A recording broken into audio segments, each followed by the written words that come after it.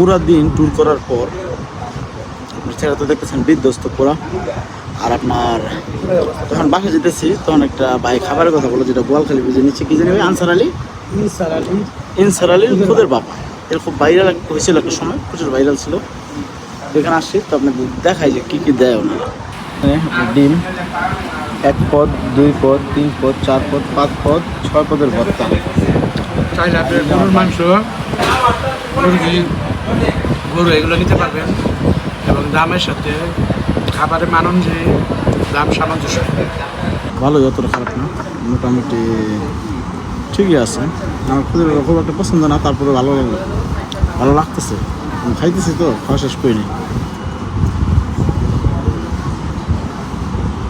ভালো, কয় পরিষ্কার আবার। আসেন সবাই ট্রাই করেন, ভালো লাগতে পারে।